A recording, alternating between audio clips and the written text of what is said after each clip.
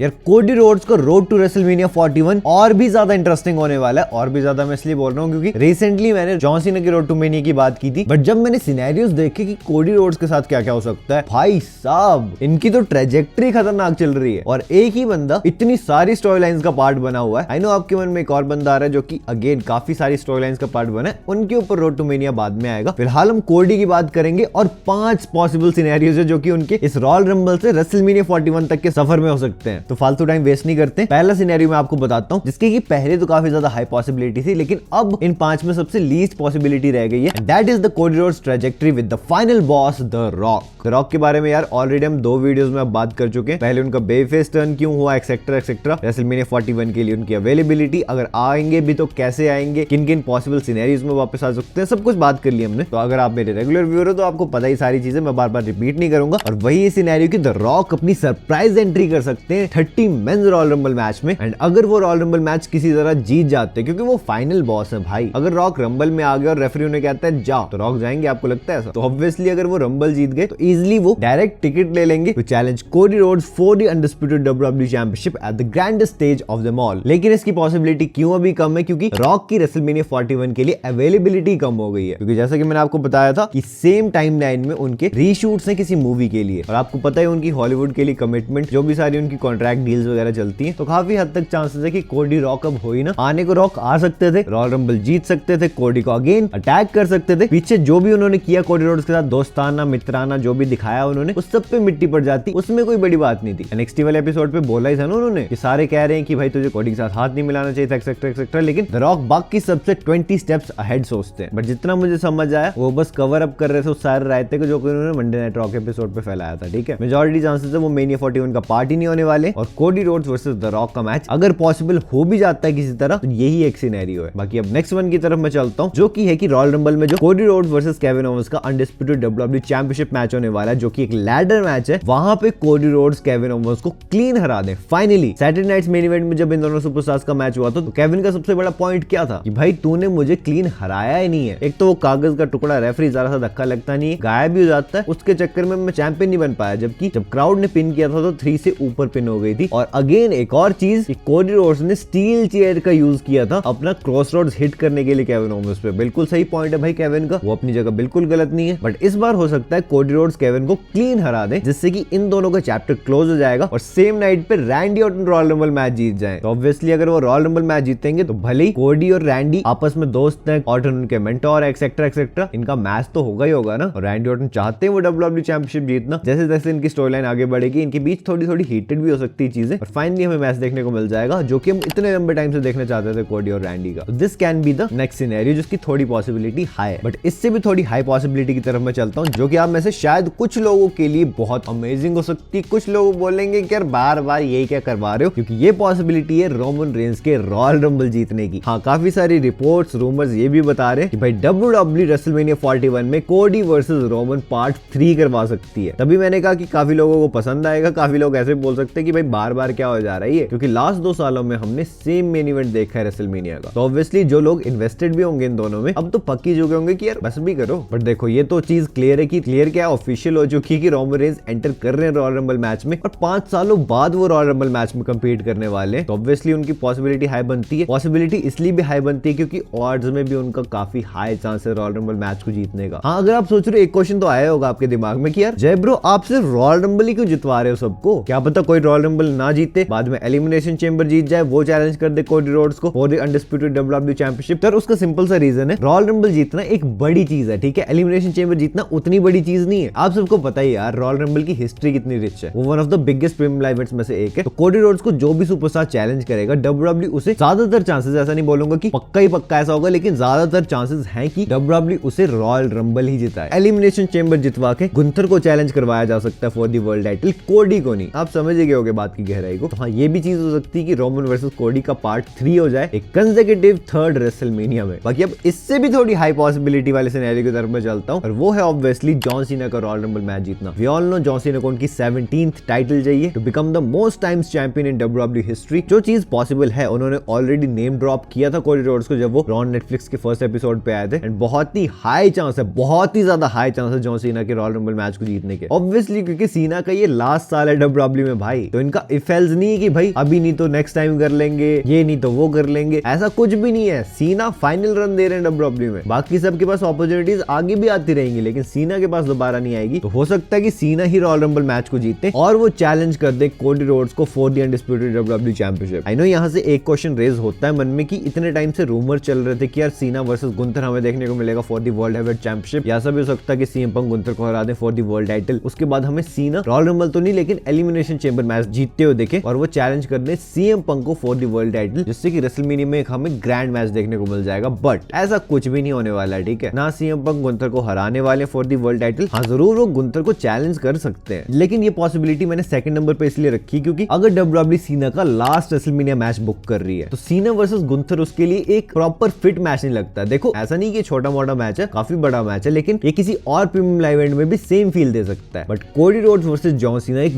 बहुत ही बड़ा मैच लगता है और रेसलमेनिया के लिए एक परफेक्ट मैच है। तो हो सकता है डब्ल्यूडब्ल्यूई इस वाली डायरेक्शन में जाए, जिसकी की ऑलरेडी काफी सारी रिपोर्ट सामने आ चुकी है, इसलिए मैंने उसको सेकंड नंबर पे रखा हुआ है। लेकिन टॉप सिनेरियो वाली पॉसिबिलिटी की तरफ मैं चलता हूं और वो सिनेरियो है जिसमें कि कोडी रोड्स करंटली इन्वॉल्वड है। एग्जैक्टली वही करंट टाइम में चल रही कोडी केविन की स्टोरी, जिसमें कि उनका नेक्स्ट मैच रॉयल रंबल में होने वाला है for the undisputed WWE championship, एक लैडर मैच। बट यहाँ पे थोड़ा सा केस डिफरेंट हो जाएगा कि कोडी केविन को क्लीन नहीं हराएंगे। क्यों नहीं हराएंगे क्लीन? क्योंकि यहाँ पे रैंडी ऑर्टन की इंटरफेरेंस हमें देखने को मिलेगी। रैंडी ऑर्टन को कितना टाइम हो गया यार डब्ल्यूडब्ल्यूई से बाहर हुए, केविन ओवेंस ने उन्हें इंजर्ड कर दिया था, मतलब केफेब इंजरी थी, ऐसी कोई रियल इंजरी नहीं हुई उन्हें, तो टेंशन लेने की जरूरत नहीं है। डेफिनेटली वो वापस आ जाएंगे और कोडी वर्सेस केविन का ये जो मैच होने वाला है रॉयल रंबल में, ये परफेक्ट स्टेज लग रहा है रैंडी ऑर्टन के रिटर्न का। अगर वो यहाँ पे आते हैं, केविन ओवेंस को कॉस्ट करवा देते हैं ये मैच, तो इससे दो चीजें होंगी, केविन और रैंडी की स्टोरी कंटिन्यूड रहेगी और एक और चीज होगी कि केविन ओवेंस फिर से क्लीन नहीं हारेंगे कोडी रोड्स से, जिससे कि कोडी और रैंडी ऑर्टन के बीच में प्रॉब्लम हो जाएगी। पहले तो थोड़ी बहुत ही प्रॉब्लम होगी जब रैंडी ऑर्टन कोडी रोड्स आपस में बात करेंगे कि यार मुझे इस बंदे को क्लीन हराना था, तुझे बीच में नहीं आना चाहिए था, क्योंकि केविन अब मान नहीं रहा है, ये दोबारा से टाइटल शॉट डिमांड करता रहेगा, मेरे पीछे पड़ा रहेगा, अगर तू बीच में नहीं आता तो मैं इसे क्लीन भी हरा सकता था। जिससे कि होगा क्या कि रैंडी और केविन के बीच तो प्रॉब्लम्स आएंगी, कोडी और रैंडी के बीच भी प्रॉब्लम्स हो जाएंगी, और जब तीनों सुपरस्टार्स के बीच प्रॉब्लम्स हो जाएंगी और केविन को भी मैच चाहिए होगा कोडी के अगेंस्ट, रैंडी ऑर्टन को भी मैच चाहिए होगा कोडी रोड्स के अगेंस्ट, तो डब्ल्यूडब्ल्यूई यहाँ पे हमें परफेक्ट मैच दे सकती है for WrestleMania 41, that is Randy Orton versus Cody Rhodes versus Kevin Owens, एक triple threat match for the undisputed WWE championship at the grandest stage of the all, WrestleMania 41। मैं personally इस चीज के लिए बहुत ज्यादा एक्साइटेड रहूंगा, जिसका एक पर्टिकुलर रीजन है कि ये एक लॉन्ग टर्म स्टोरी टेलिंग है, ये बिल्कुल भी रश चीज नहीं है जैसे कि बाकी सारी रश चीजें लगेंगी। एंड आई नो कि आप इस बात को बिल्कुल समझ गए होंगे। एंड अगर आपने मेरी लास्ट वीडियो देखी है जिसमें कि मैंने रॉयल रंबल 2025 में होने वाले सारे रिटर्न्स बताए थे, टोटल 15 सुपरस्टार्स कौन कौन है सब जानना, तो यार ये रही वीडियो आपके सामने, बहुत ही इंटरेस्टिंग, इसे जल्दी क्लिक करो और देख लो। एंड अब मैं आपसे मिलता हूं इससे भी इंटरेस्टिंग वीडियो में। So until that time, this is जय